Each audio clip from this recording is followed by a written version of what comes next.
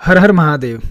वास्तु विद्या में आपका स्वागत है। आज हम बहुत ही अद्भुत टॉपिक के बारे में जानेंगे। यह टॉपिक ऐसा है कि आम तौर पर हर कोई किसी न किसी तरीके से इसको मानता है। तो दोस्तों, आज का टॉपिक है टोना और टोटका। तो आइए जानते हैं कि क्या होता है टोना और टोटका। आमतौर पर लोग टोना और टोटका को समझने में भूल कर बैठते हैं, जबकि दोनों ही अलग अलग चीज़ें हैं। तो दोस्तों, टोना की बात करेंगे तो इसका प्रयोग बुरा करने के उद्देश्य से किया जाता है। टोना का उद्देश्य होता है किसी को हानि या नुकसान पहुंचाना या किसी को संकट में डालने के लिए। टोना का प्रमुख लक्ष्य किसी शत्रु को हानि पहुंचाने के लिए, यानी एक ऐसा संकल्प जो किसी को हानि पहुंचाने की कामना से किया जाए। आमतौर पर इसके लिए कुछ पूर्व निश्चित नीति अपनाई जाती है ताकि भौतिक या आध्यात्मिक तौर से लक्षित व्यक्ति को नुकसान पहुंचे। जबकि हम टोटके की बात करें तो टोटका किसी अच्छे काम को साधने के उद्देश्य से किया जाता है, यानी कि टोटका करने का एक पवित्र तरीका है जिसमें स्वयं का हित रहता है लेकिन किसी को कोई भी नुकसान नहीं पहुंचता।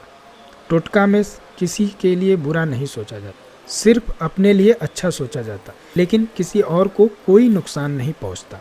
टोटका में किसी के लिए बुरा नहीं सोचा जाता, सिर्फ अपने लिए अच्छा सोचा जाता है। यानी कि टोटका करने का एक पवित्र तरीका है जिसमें स्वयं का हित रहता है लेकिन किसी और को कोई नुकसान नहीं पहुंचता। टोटका अपने लिए अच्छा सोच ध्यान में रख कर किया जाता है कि किसी और को कोई नुकसान न हो। टोटके कई मायनों में निर्धारित शास्त्रीय विधि के अनुसार करते हैं, जिसे सही ढंग से पूरा किए बगैर कोई भी परिणाम हासिल नहीं हो सकता। एक बात ध्यान करने वाली है कि टोने की कोई विधि निर्धारित नहीं है। ज़्यादातर मामलों में मनगढ़ंत और अफवाह फैलाने वाले की मर्जी पर निर्भर करता है कि वो कैसे इसे प्रचारित करता है। देखा जाए तो टोटका अधिकांश मामलों में पूरी तरह से विधि विधान पर आधारित है और इसकी सफल होने की गारंटी तभी मानी जा सकती है जबकि करने वाला इसे पूरे विधि विधान का पालन करते हुए, जैसा कि टोटके तंत्र मंत्र क्रिया के अंतर्गत आते हैं। टोटका दो बातों पर निर्भर करता है। पहला कि उसके लिए किस तरह की विधि बनाई गई है और दूसरा कि मंत्र का प्रयोग किस भाषा में किया गया है।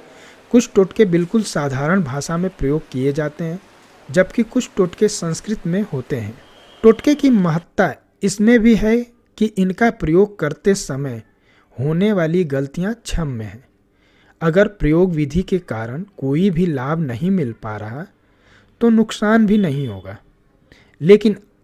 लेकिन अगर टोना की बात करते हैं तो अगर टोना गलत हो जाए तो करने वाले पर उल्टा प्रभाव डाल सकता है। यानी करने वाला जैसा अपने दुश्मन के लिए सोच रहा है वैसा उसके लिए भी हो सकता है अगर पूरी सावधानी नहीं रखी गई तो। इसलिए कुछ भी करने से पहले उसके बारे में जान ले, समझ ले, फिर